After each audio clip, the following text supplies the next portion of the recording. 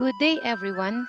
Today, we'll discuss the brief history of transportation. Long ago, before roads crisscrossed the earth and skies were dotted with plains, people found their way across rivers and lakes with rafts and dugouts. Around 4000 BC, early humans carved out tree trunks to make the first lugouts, called dugout canoes. The oldest of these, the Pesek canoe, still rests today in the Drents Museum in the Netherlands, a quiet witness to humanity's first steps in water travel. As people explored further, they turned to the strength of animals. By 4000 BC, horses, donkeys, camels, and even elephants carried goods and travelers across long distances. With the help of these sturdy companions, trade routes stretched wider and journeys became easier. And then came a simple invention that could change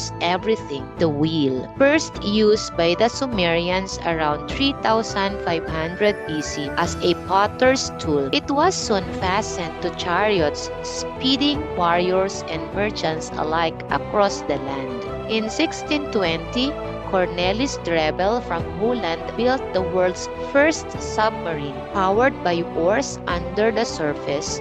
It was not meant for battle but to amaze King James I and the English Navy with the wonders of underwater travel. Passes began their journey in 1662 when Blaise Pascal introduced the first horse-drawn pass in Paris. But because tickets were expensive, it only lasted 15 years. After a long gap, the horse-drawn bus returned in 1812, looking like a mix between a carriage and a stagecoach. It was during this time that the word bus was born, from the Latin word omnibus, meaning for all. From those early days, buses have grown into one of the safest, most affordable, and most convenient ways to travel.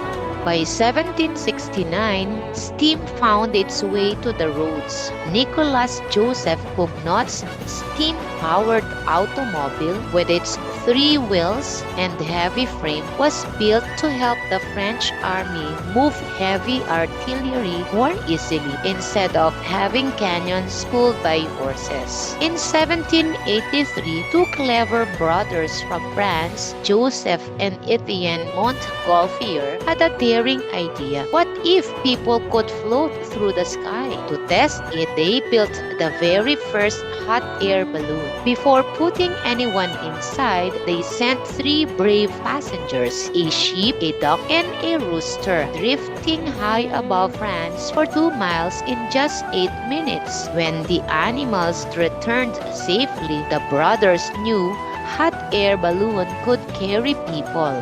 Later, the same year, the hot air balloon took humans into the skies for the very first time. The ground shook in 1804 as Richard Trevithick's steam-powered locomotive, the Penny Theron, rumbled forward for the very first time. Trevithick built it to move heavy loads like 25 tons of iron and to carry 70 passengers faster and more efficiently than horses. His invention became the first step toward building the railway systems we still use today. Meanwhile, moving people and goods by water was often slow and unpredictable.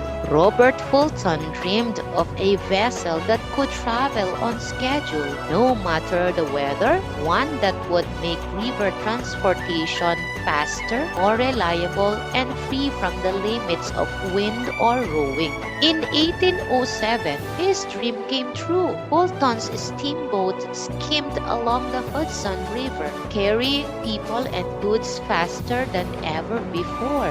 Its success changed travel forever, and soon steamboats were transporting passengers and cargo along rivers all over the world. At a time when horses were costly to keep and often grew tired or sick, Karl von Bryce wanted a personal vehicle that could move faster than walking or running without using a horse. In 1817, He invented a two-wheeled horseless carriage that helped him travel more quickly. It had no pedals. The rider pushed along the ground with their feet as if walking or running. This invention became known by many names: the velocipede, hobby horse, racing, and running machine. Because of his creation, Carl von Reis became known as the father of the bicycle, paving the way for the modern bike we know today. In 1814, George Stephenson designed